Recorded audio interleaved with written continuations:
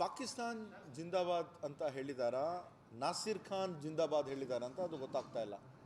ಈಗ ಮಾನ್ಯ ಮುಖ್ಯಮಂತ್ರಿಯವರು, ಗೃಹ ಸಚಿವರು ಎಲ್ಲರೂ ಕೂಡ ಸ್ಪಷ್ಟವಾಗಿ ಹೇಳಿದ್ದಾರೆ. FSL ರಿಪೋರ್ಟ್ಗೆ ನಾವು ಕಾಯ್ತಾ ಇದ್ದೀವಿ. FSL ರಿಪೋರ್ಟ್ ಬಂದಾಗ ಅದು ಸ್ಪಷ್ಟತೆ ಇದ್ದಿದ್ದು, ಯಾರು ಕೂಡ ನಮ್ಮ ದೇಶದ ಬಗ್ಗೆ ಮಾತಾಡ್ತಾ ಇದ್ದಾರೆ, ಇನ್ನೊಂದು ದೇಶದ, ನಮ್ಮ ವಿರುದ್ಧ ಇರ್ತಕ್ಕಂಥ ದೇಶದ ಬಗ್ಗೆ ಮಾತಾಡ್ತಾರೆ, ಯಾವ ಕಾರಣಕ್ಕೂ ನಾವು ಸಹಿಸ್ಕೊಳ್ಳಲ್ಲ. ಯಾರೇ ಇರಲಿ, ತಪ್ಪಿಸ್ತರಿಗೆ ಸೂಕ್ತ ಕ್ರಮ ಆಗೇ ಆಗ್ತದೆ. ನಮಗೆಲ್ಲರಿಗೆ ದೇಶ ಮೊದಲು. ಬೇರೆ ದೇಶದ ಬಗ್ಗೆ ಮಾತಾಡ್ತಾರೆ ಅಂದರೆ ಯಾವ ಕಾರಣಕ್ಕೂ ಸಹಿಸ್ಕೊಳ್ಳಲ್ಲ. ಈಗ ಅದು FSL ರಿಪೋರ್ಟ್ ಬೇಕಲ್ಲ, FSL ರಿಪೋರ್ಟ್ ಬೇಕು ಅಲ್ಲ.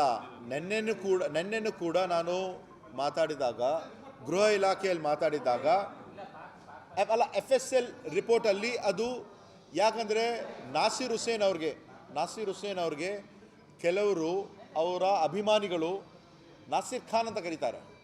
ಎಲ್ಲಿ? ಬೆಲ್ಲಾರಿಯಲ್ಲಿ. ಅಲ್ಲಿ ಬಂದಿರುವಂತಹ ವಿಧಾನಸೌಧದಲ್ಲಿ, ಯಾಕಂದರೆ ಅಲ್ಲಿ ನಾನು ಕೆಲವರು ಕೇಳಿದೆ, ನಾನು ಅಲ್ಲಿ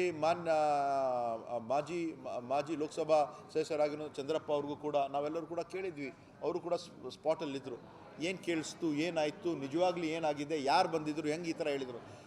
ಅದರಲ್ಲಿ ನಾನು ಕೂಡ ಸುಮಾರು ಸತಿ ಕೇಳಿದ್ದೀನಿ, ಅದು ಪಾಕಿಸ್ತಾನ್ ಜಿಂದಾಬಾದ್ ಇದೆನಾ, ನಾಸಿರ್ ಖಾನ್ ಜಿಂದಾಬಾದ್ ಇದೆ ಅಂತ ನಮ್ಗೆ ಗೊತ್ತಾಗ್ತಾ ಇಲ್ಲ. ಅವರು 50 ಕೋಟಿ ಕೊಡಲಿ, 500 ಕೋಟಿ ಕೊಡಲಿ, ಈ ಒಂದು ನಮ್ಮ ಪಕ್ಷ, ಕಾಂಗ್ರೆಸ್ ಪಕ್ಷ ಏನಿದೆ, ನಮ್ಮ ತಂದೆಯವರು ಕೂಡ ದಿವಂಗತ ಧರಮ್ ಸಿಂಗ್ ಸಾಹೇಬರು 1969ರಿಂದ ಅವರಿದ್ದಾರೆ. ಕೊನೆ ನಾನು ಸುಮಾರು 24 ವರ್ಷ ಇದ್ದೀನಿ. ಅದೇನು ಪ್ರಶ್ನೆ ಬರೋಲ್ಲ. ಅವ್ರದ್ದು BJP ಅವ್ರದ್ದು ಏನು ಉದ್ದೇಶ ಇದೆ ಅಂದರೆ, ಫ್ರಂಟ್ ಡೋರಿಂದ ಬಂದಿಲ್ಲ ಅಂದರೆ ಬ್ಯಾಕ್ ಡೋರಿಂದ ಬರ್ತಾರೆ ಅವರು. ಅಲ್ಲ, ನಮ್ಗೆ ಆಫರ್ ಬಂದಿಲ್ಲ ಅಂತ ನಾನು ಹೇಳ್ತಾ ಇದ್ದೀನಲ್ಲ. ಫ್ರಂಟ್ ಡೋರಿಂದ ಬಂದಿಲ್ಲ ಅಂದರೆ ಬ್ಯಾಕ್ ಡೋರು. ಈಗಾಗಲೇ ಹಿಮಾಚಲ ಪ್ರದೇಶ ತಾವು ನೋಡ್ತಾ ಇದ್ರಿ, 64ರಿಂದ 40 ಗೆದ್ದಿದ್ದೀವಿ ನಾವು. ಅದನ್ನು ಅಸ್ಥಿರ ಮಾಡೋಕ್ಕೆ ಅವ್ರು ಪ್ರಯತ್ನ ಮಾಡಿದ್ರು. ಇದು ಹೆಂಗಿದೆ? ಪ್ರಜಾಪ್ರಭುತ್ವದಲ್ಲಿ live and let live policy ಇರಬೇಕು. ಇದ್ರೆ live and let live policy ಇರಬೇಕು. ಒಂದು ವೇಳೆ ಜನ ತಿರಸ್ಕಾರ ಮಾಡಿದಾರಂದರೆ ಬ್ಯಾಕ್ ಟು ಎಂಟ್ರಿ ಮಾಡಿ ಆಮಿಷ ಹುಡುದು ಎಲ್ಲ ಮಾಡೋದು ತಪ್ಪದು. ನಾನು ಕೇಳಿದ್ದೀನಿ, ಅದು ತಪ್ಪದು. ಆ ಥರ ಮಾಡಿಕೊಡ್ದು.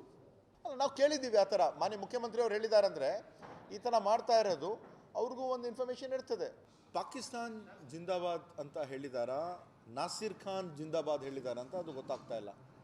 ಈಗ ಮಾನ್ಯ ಮುಖ್ಯಮಂತ್ರಿಯವರು, ಗೃಹ ಸಚಿವರು ಎಲ್ಲರೂ ಕೂಡ ಸ್ಪಷ್ಟವಾಗಿ ಹೇಳಿದ್ದಾರೆ. FSL ರಿಪೋರ್ಟ್ಗೆ ನಾವು ಕಾಯ್ತಾ ಇದ್ದೀವಿ.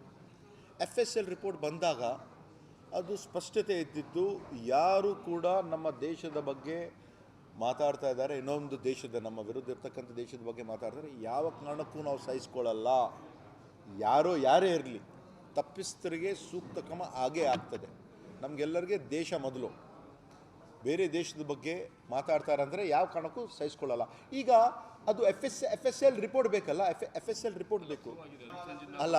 ನೆನ್ನೆನೂ ಕೂಡ ನಾನು ಮಾತಾಡಿದಾಗ, ಗೃಹ ಇಲಾಖೆಯಲ್ಲಿ ಮಾತಾಡಿದಾಗ ಅಲ್ಲ, FSL ರಿಪೋರ್ಟಲ್ಲಿ ಅದು ಯಾಕಂದರೆ ನಾಸಿರ್ ಹುಸೇನ್ ಅವ್ರಿಗೆ ಕೆಲವರು ಅವರ ಅಭಿಮಾನಿಗಳು ನಾಸಿರ್ ಖಾನ್ ಅಂತ ಕರೀತಾರೆ. ಎಲ್ಲಿ? ಬೆಲ್ಲಾರಿಯಲ್ಲಿ. ಅಲ್ಲಿ ಬಂದಿರುವಂತಹ ವಿಧಾನಸೌಧದಲ್ಲಿ, ಯಾಕಂದರೆ ಅಲ್ಲಿ ನಾನು ಕೆಲವರು ಕೇಳಿದೆ, ನಾನು ಅಲ್ಲಿ ಮಾಜಿ ಲೋಕಸಭಾ ಸದಸ್ಯರಾಗಿರೋ ಚಂದ್ರಪ್ಪ ಅವ್ರಿಗೂ ಕೂಡ ನಾವೆಲ್ಲರೂ ಕೂಡ ಕೇಳಿದ್ವಿ. ಅವರು ಕೂಡ ಸ್ಪಾಟಲ್ಲಿದ್ದರು. ಏನು ಕೇಳಿಸ್ತು, ಏನಾಯಿತು, ನಿಜವಾಗ್ಲೂ ಏನಾಗಿದೆ, ಯಾರು ಬಂದಿದ್ದರು, ಹೆಂಗೆ ಈ ಥರ ಹೇಳಿದರು. ಅದರಲ್ಲಿ ನಾನು ಕೂಡ ಸುಮಾರು ಸತಿ ಕೇಳಿದ್ದೀನಿ, ಅದು ಪಾಕಿಸ್ತಾನ್ ಜಿಂದಾಬಾದ್ ಇದೆನಾ, ನಾಸಿರ್ ಖಾನ್ ಜಿಂದಾಬಾದ್ ಇದೆ ಅಂತ ನಮ್ಗೆ ಗೊತ್ತಾಗ್ತಾ ಇಲ್ಲ.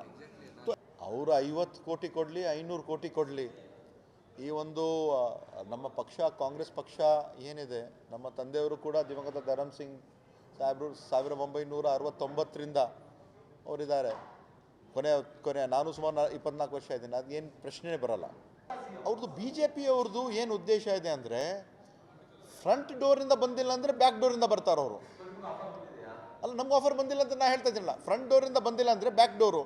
ಈಗಾಗಲೇ ಹಿಮಾಚಲ ಪ್ರದೇಶ ತಾವು ನೋಡ್ತಾ ಇದ್ರಿ, 64ರಿಂದ 40 ಗೆದ್ದಿದ್ದೀವಿ ನಾವು. ಅದನ್ನು ಅಸ್ಥಿರ ಮಾಡೋಕ್ಕೆ ಅವ್ರು ಪ್ರಯತ್ನ ಮಾಡಿದ್ರು. ಇದು ಹೆಂಗಿದೆ? ಪ್ರಜಾಪ್ರಭುತ್ವದಲ್ಲಿ live and let live policy ಇರಬೇಕು. ಇದ್ರೆ live and let live policy ಇರಬೇಕು. ಒಂದು ವೇಳೆ ಜನ ತಿರಸ್ಕಾರ ಮಾಡಿದಾರಂದರೆ ಬ್ಯಾಕ್ ಟು ಎಂಟ್ರಿ ಮಾಡಿ ಆಮಿಷ ಹುಡುದು ಎಲ್ಲ ಮಾಡೋದು ತಪ್ಪದು. ನಾನು ಕೇಳಿದ್ದೀನಿ, ಅದು ತಪ್ಪದು. ಆ ಥರ ಮಾಡಿಕೊಡ್ದು. ಅಲ್ಲ, ನಾವು ಕೇಳಿದ್ದೀವಿ ಆ ಥರ. ಮಾನ್ಯ ಮುಖ್ಯಮಂತ್ರಿಯವರು ಹೇಳಿದಾರಂದರೆ ಈ ಥರ ಮಾಡ್ತಾ ಇರೋದು ಅವ್ರಿಗೂ ಒಂದು ಇನ್ಫಾರ್ಮೇಷನ್ ಇರ್ತದೆ. ಅನುಕ್ಷಣದ ಸುದ್ದಿಗಳಿಗಾಗಿ ವಿಸ್ತಾರ ನ್ಯೂಸ್ ಯೂಟ್ಯೂಬ್ ಚಾನೆಲ್ ಸಬ್ಸ್ಕ್ರೈಬ್ ಮಾಡಿ.